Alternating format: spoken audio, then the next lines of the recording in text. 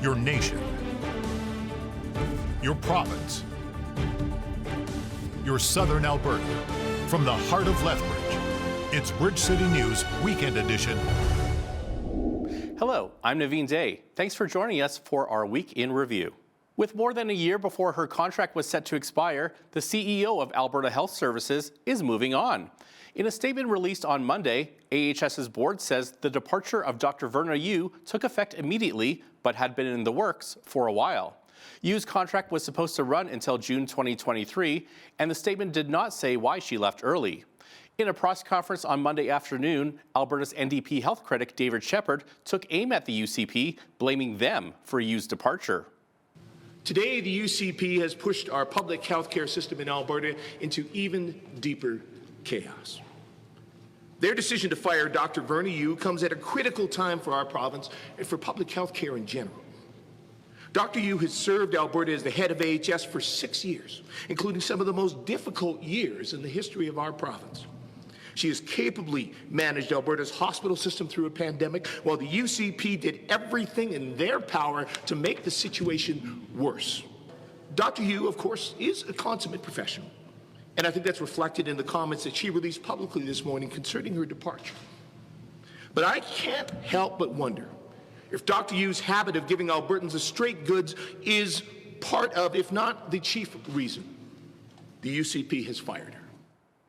Mauro Chais, the vice president in charge of Cancer Care Alberta, will serve as interim president. And on Tuesday, David Shepherd fired more shots at the UCP, saying Jason Kenney's government made life difficult for Dr. Yu when she was in charge of AHS by interfering in vaccine mandates for health workers.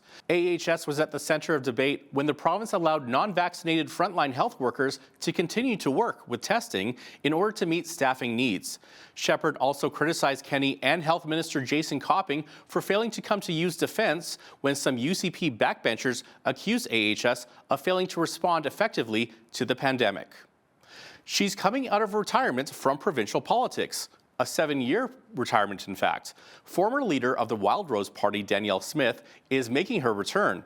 And as BCN's Angela Stewart explains, the nominee hopes to accomplish many things for her riding if she is elected, while also keeping her sights set on the Premier's seat.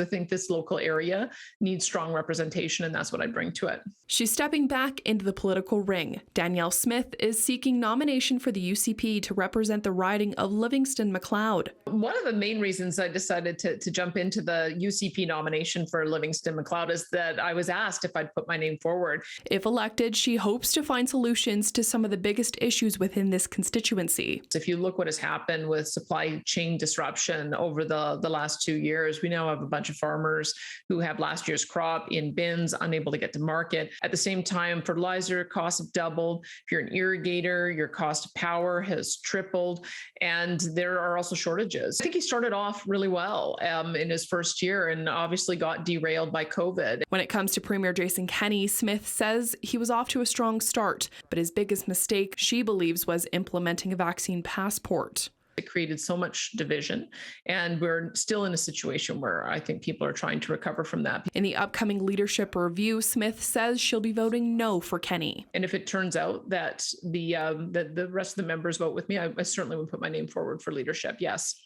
After serving as leader of the Wildrose Party from 2009 to 2014 before crossing the floor to the Progressive Conservatives, Smith says she hopes to be able to redeem herself. And I don't believe that if you make a mistake that you should never, ever, ever, ever, ever be in the public eye again, obviously, or I wouldn't have gone on radio in 6 years. So it'll be up to each person to decide. For Bridge City News, I'm Angela Stewart. Alberta's newest member of the legislature has officially been sworn in following a by-election victory in Fort McMurray last month.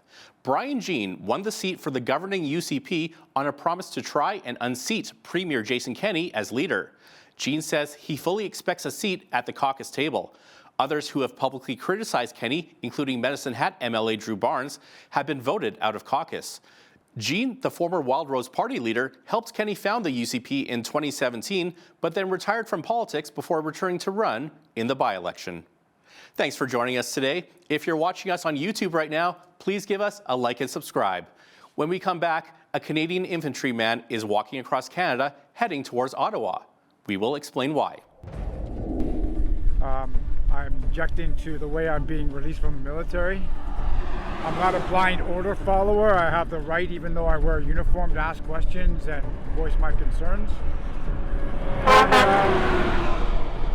I'm speaking on behalf of those government personnel and other personnel in the public sector or the private sector who've lost employment.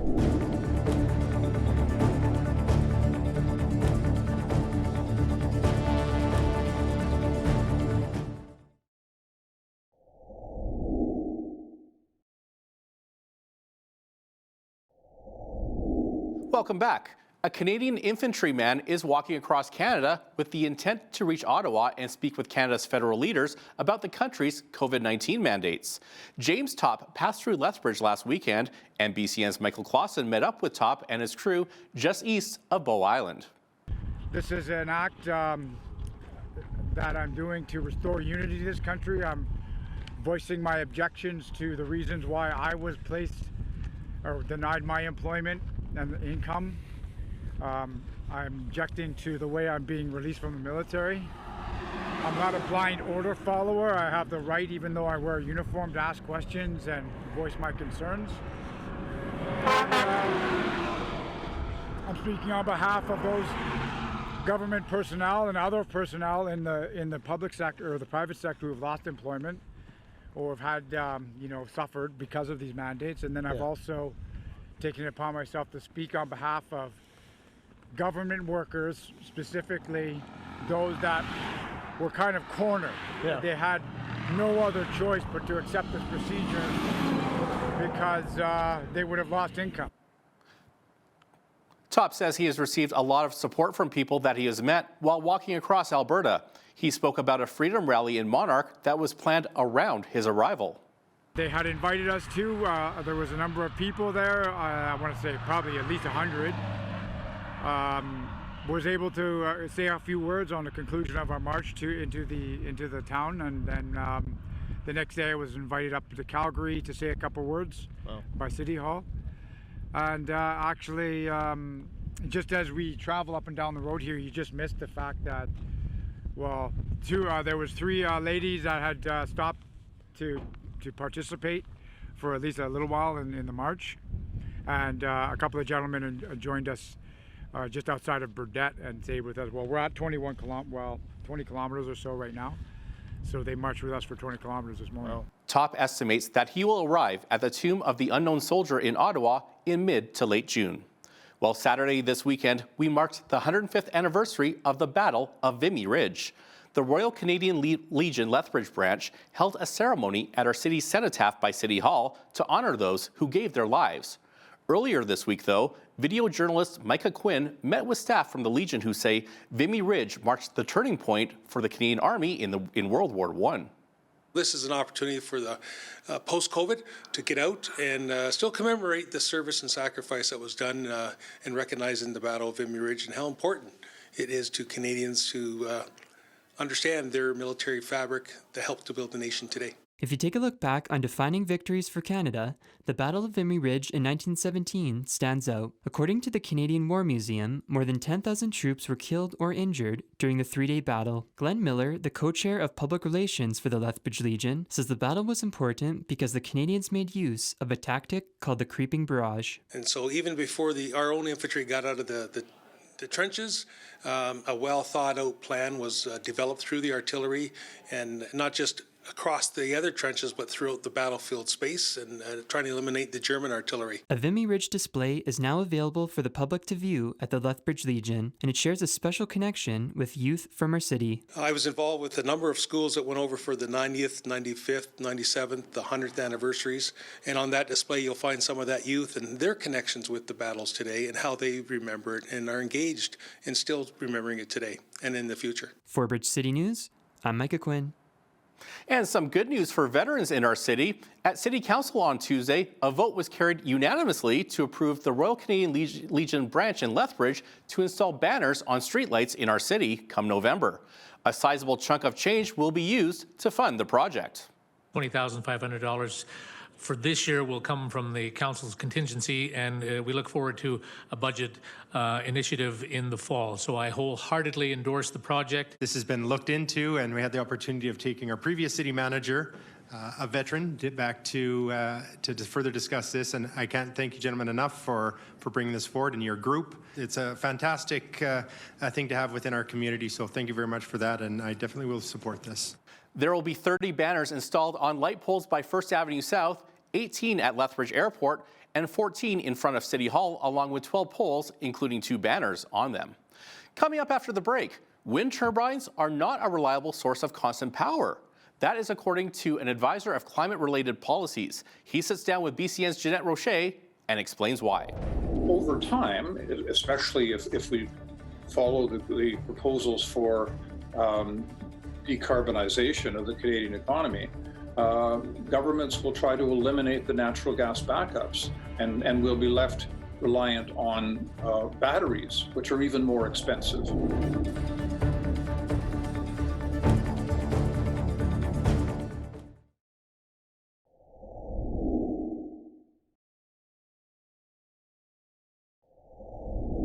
Welcome back. The federal government recently laid out its ambitious greenhouse gas emissions plan, which is a sector-by-sector approach for Canada to reach its new climate target of cutting emissions by 40% below 2005 levels by 2030 and net zero emissions by 2050. Now, earlier this week, BCN's Jeanette Rocher sat down with Robert Lyman, who has spent over 4 decades, mainly for the Canadian federal government, working as an economist, manager, and a consultant. Jeanette asked about all the wind turbines we see here in southern Alberta. Take a look. I'm in southern Alberta, and of course where I am, we have lots of windmills, right? So can you tell us maybe the long-term net gain or cost of windmills according to their expected lifespan?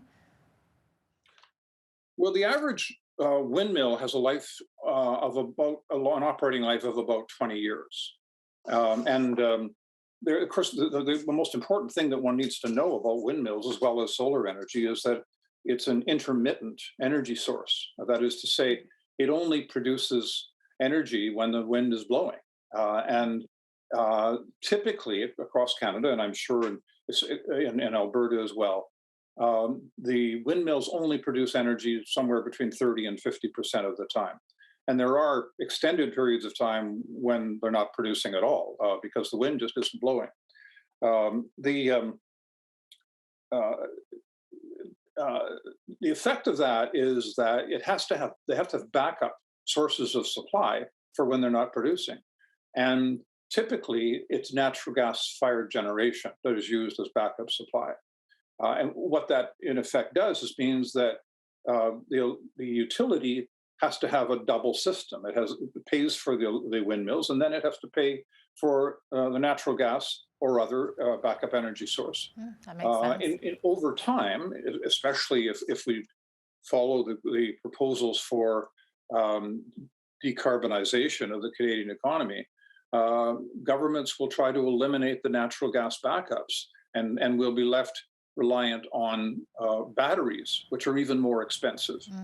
So it's the net effect of windmills and of solar energy has been to increase the insecurity or interruptibility of electricity supply, and in most cases to double the cost. Isn't that fascinating? Wow. I mean, I know the wind blows a lot in southern Alberta, but you're kind of making it sound like there's an extra cost to that. Absolutely. So let's talk a little bit about oil and gas production in Canada. So what is, in your opinion, what would be the economic benefit to Canadians from Canadian oil and gas production? It does seem like they're really trying to sort of squash that. Well, oil and gas is one of the most important resource industries in Canada, if not the most important resource industry in Canada. In 2019, oil and gas produced over $122 billion in export revenues for Canada. It's more important than our exports of automobiles, which tend to get a lot more attention. But it's not just exports. It represents about 5.3% of our gross domestic product as well, and of course much higher in the case of Alberta. It's in fact in Alberta the current estimate of the annual income is about $60 billion from oil and gas. Very significant for the revenues to the Alberta government and for the spin-off effects that it has on employment and investment in the province. The average government revenue from oil and gas that comes from taxes and royalties is over $13 billion over the last 5 years, which is an enormous amount. And as you said, governments tend to consider that they can significantly reduce production and do without it, but they have not yet figured out how they're going to replace that enormous amount of revenues. Yeah. In your opinion, is there any other natural resource that could even come close to providing the same level of economic benefit as oil and gas? No, well, there isn't. I mean, if you look at the contributions that are made to the resource industries to Canada's economy, oil and gas stands first. The closest one that comes after it is mining. And mining's share is about half that of oil and gas. When we come back, we will have part 2 of this interview.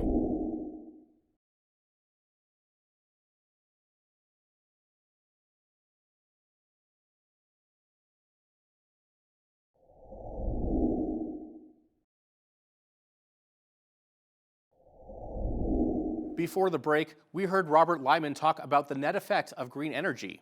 In this second part, he says that Canada could have 0 greenhouse gas emissions and the net effect would be so small it would have a negligible impact. Take a look.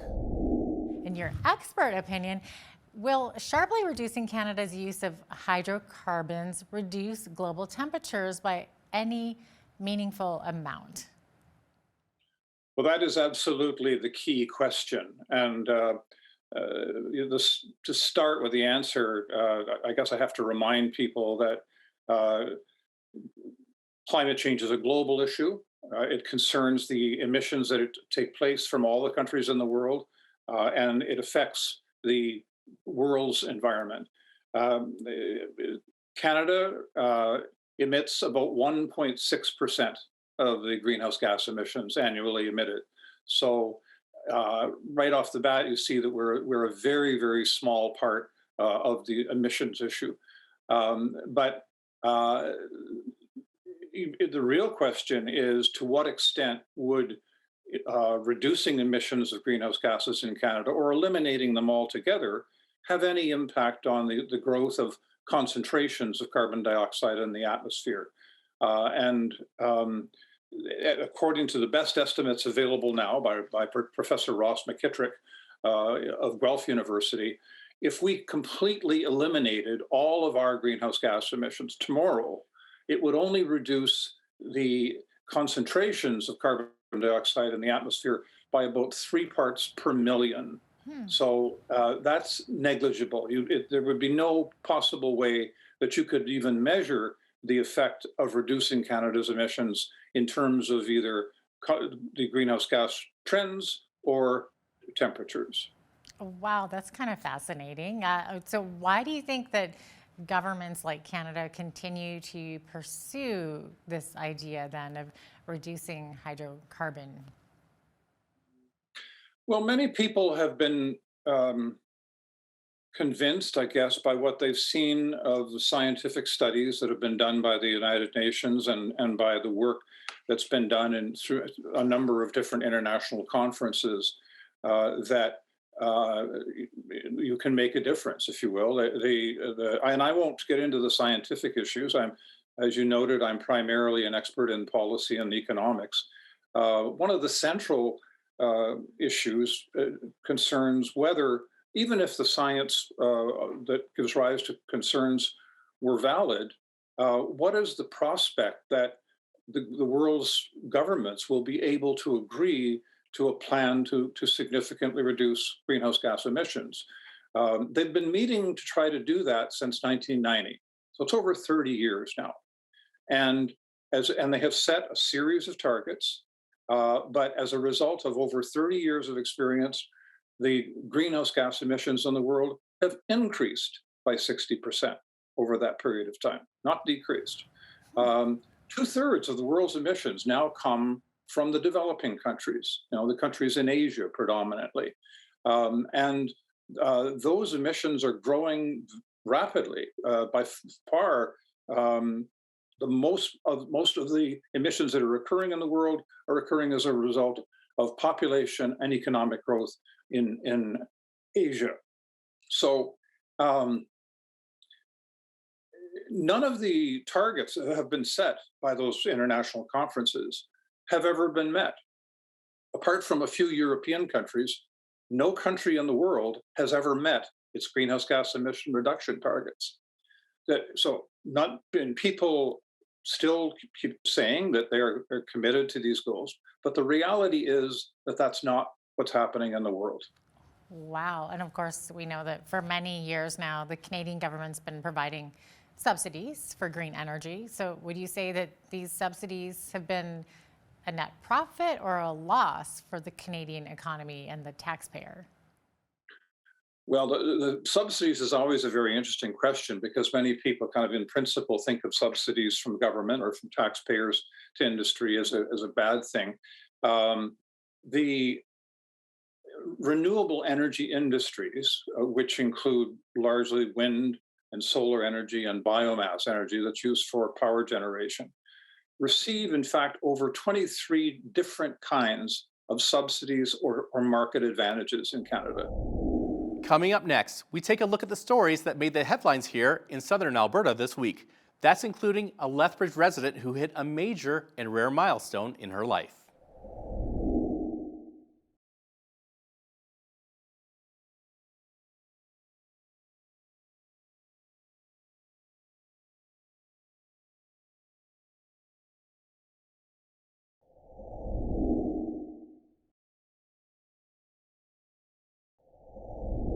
It's been 4 years since the Humboldt Broncos bus was hit by a semi-truck. Lethbridge's Logan Boulay was one of those hockey players on the bus. And as BCN's Angela Stewart explains, Logan's parents say the pain of losing their son has not gotten easier. Sometimes you don't want it to be that far. You don't want it to be that long that it's been since Logan's not been here. It's a day that Toby and Bernadine Boulay will remember forever.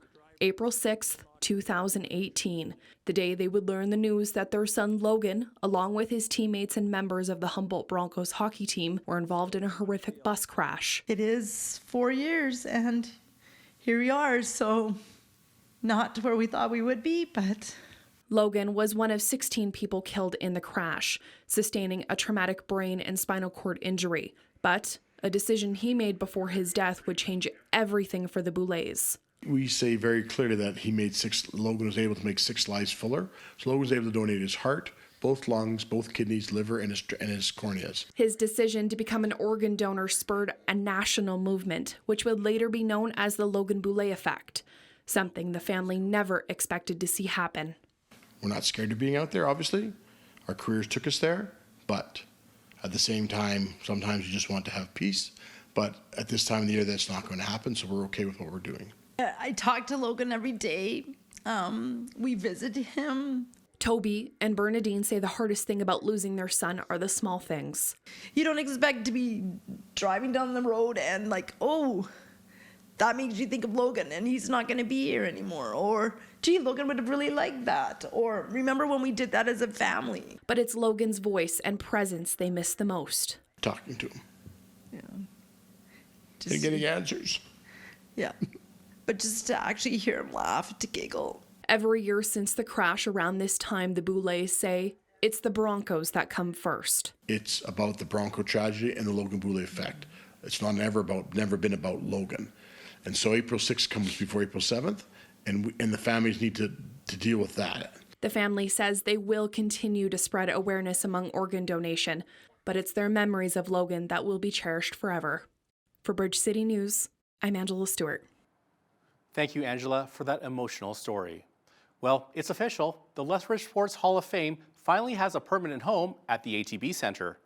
After 2 years of having postponed the grand opening due to COVID-19, the Hall of Fame is a place to recognize and honor the legacy of sports in the city.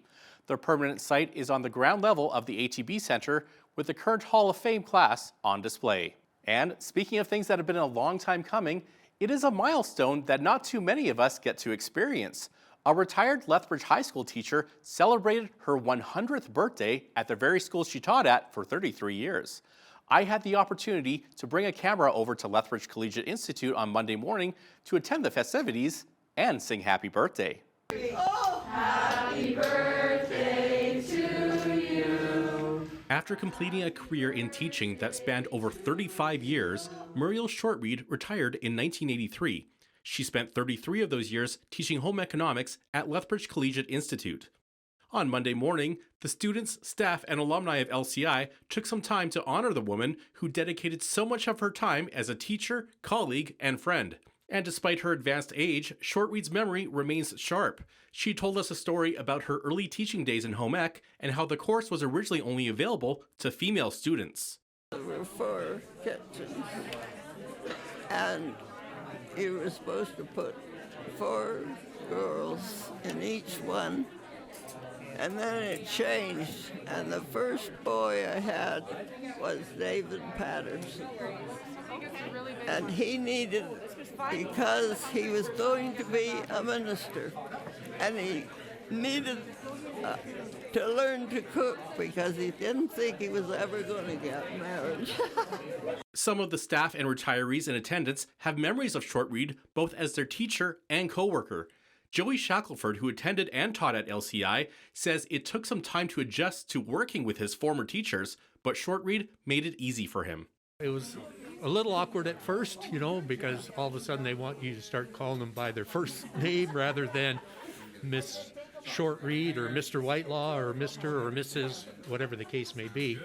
I had a little difficult with that, calling them by their first name because they were my teachers for 3 years of high school, and you have that respect for them. But anyway, she was always a sweetheart, welcomed me as a staff member at LCI, and I really enjoyed getting to know her. For Bridge City News, I'm Naveen Day. When it comes to climate change, is most of it man-made? Or is it natural and cyclical? Right after this short break, we hear from Michelle Sterling with Friends of Science to hear her thoughts.